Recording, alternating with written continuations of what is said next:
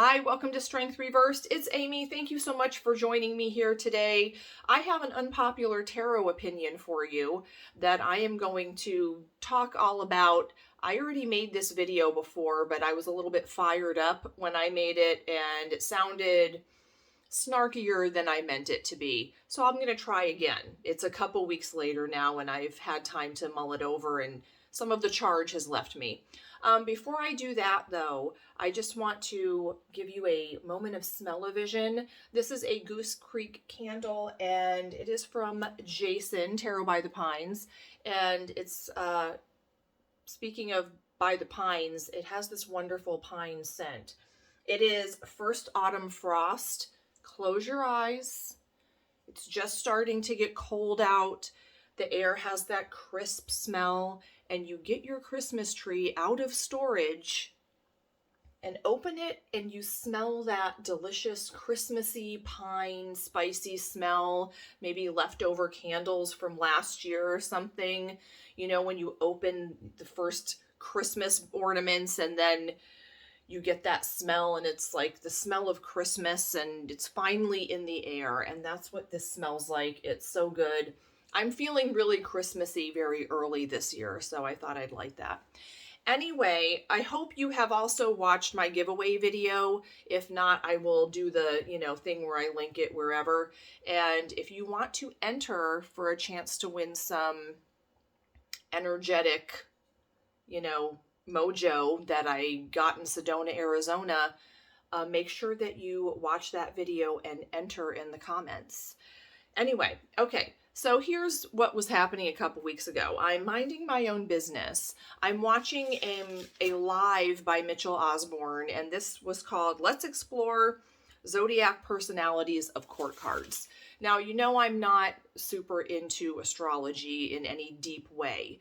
If someone holds up a card and says, this person is a Libra, I glaze over, okay? It means nothing to me. And I'm just not called to that.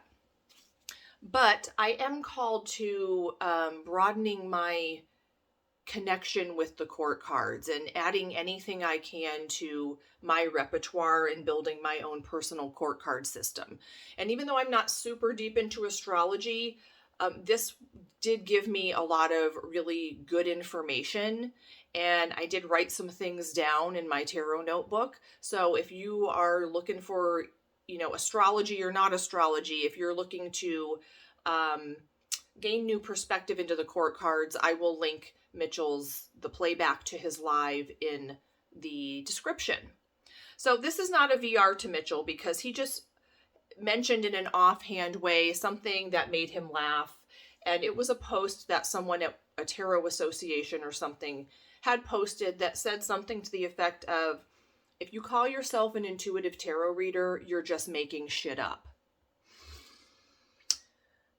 Well, I do call myself an intuitive tarot reader, so I sat with that and mulled that over and decided I had a few things to say to that because I've noticed there's a disturbance in the force and there's a little bit of a backlash against the term intuitive tarot reader.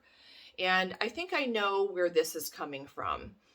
This happens in every field, especially fields where people are not certified, okay? There's no certification that you need to be a tarot reader or to call yourself a professional tarot reader.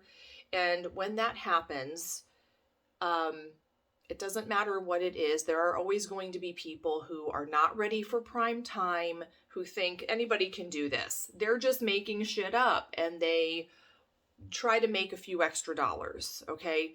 I've mentioned this before. I used to do Middle Eastern dance, belly dance, for about a decade, and there were always people that we called 6-week wonders who took a beginning series course, learned a hip drop or, a shimmy, and bought a costume, and then decided, I'm a professional belly dancer now, and I'm going to dance at parties or restaurants or whatever. And really, it hurts the entire community. It hurts everyone who is a professional because someone with no experience sees that and thinks that's what it is. Anybody could do that. You don't have to be a professional dancer to recognize good technique, and you don't have to be a professional tarot reader to recognize a bunch of nonsense, okay? So I understand that perspective, that you can't just make it up and say, well, I'm reading intuitively, okay? What I mean when I say that I am an intuitive tarot reader, I mean that I have studied the traditional meanings of the cards for quite a while. And this is you can never know everything about the cards. There's always a new layer to uncover.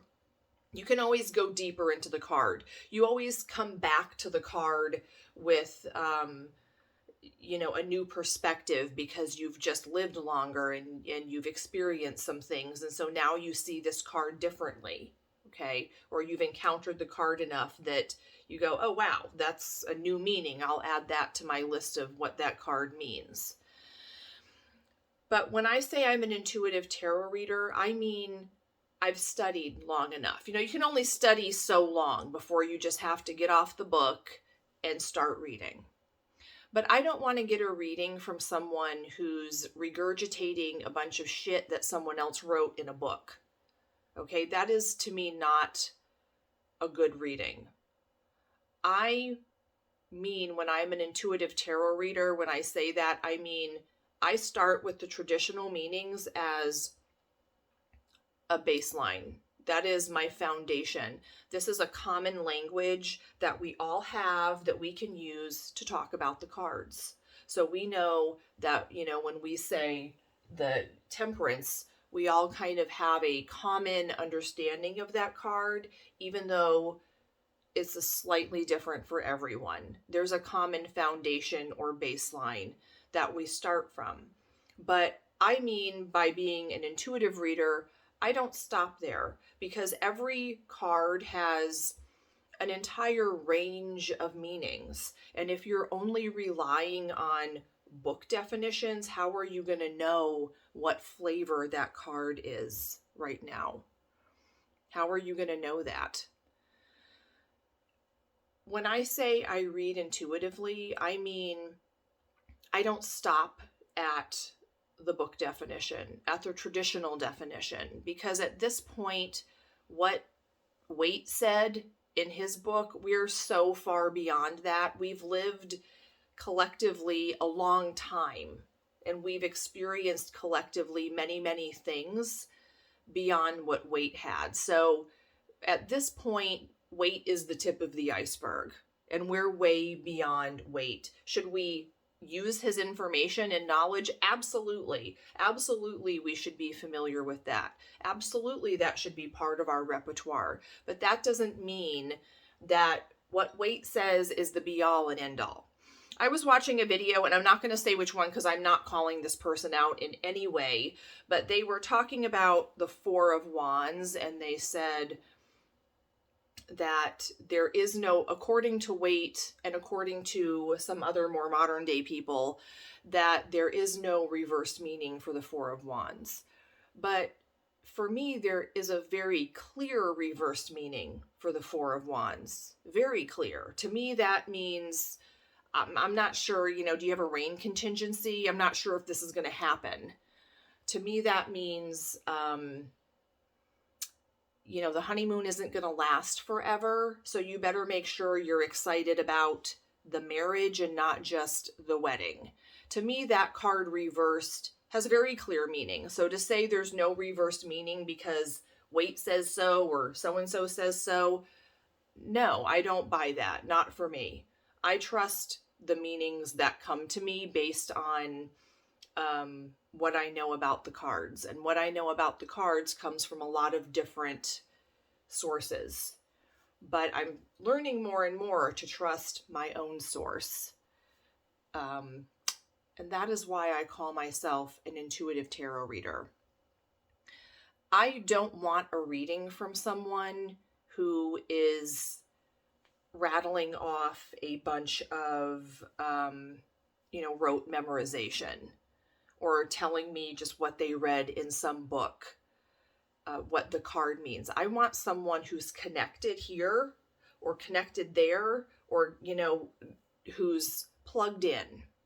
And I want them to go beyond that. I want to know what their guides are telling them, because that's what I feel like I'm listening to my guides who are talking to somebody else's guides. To me, that's just how it works in my head.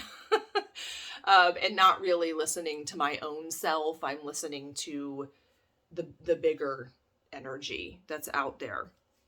But you can't tell me I'm making shit up when someone is laughing or crying because what I said was right on.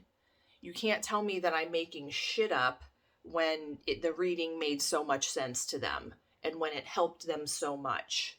Because I'm not making shit up. A lot of times I'm like, I personally don't agree with this, but this is what the cards are saying. But I don't want a reading from someone who's going to tell me that this means Pisces and this means, the red coat means, like, that's, yeah, okay, that might be part of it, but I want someone who's going to weave that into a story and give me something more, something bigger. When you come to tarot, what you have to say should be probably the same message, but in a very different way than the next person. You're expressing it in a different way than the next person did.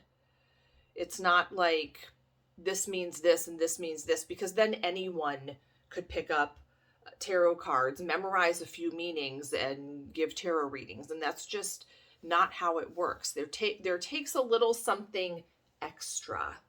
Not just traditional meanings, not just intuition, but a combination of both is what I think makes a great tarot reading. There's nothing wrong with reading intuitively just for yourself. There's nothing wrong with being a beginning reader and looking at the cards and just going with your intuition. In fact, I would encourage every reader to connect with the cards on their own outside of a book and to have a personal relationship with each of these cards, because that's what's going to make you special as a tarot reader. I'm not super impressed with people who can recite things they've memorized out of books. That doesn't really do it for me. So this is the type of reader I want to be. I want to be familiar with the traditional meanings. I certainly want to study new perspectives on the cards and new layers of symbolism, but that can only take me so far, because it's all going to be told through the lens of my experience. And that's what I have to trust the most, is filtering that through my intuition. And when I want a reading from someone else, that's what I'm looking for. I'm not looking for who's read the most books.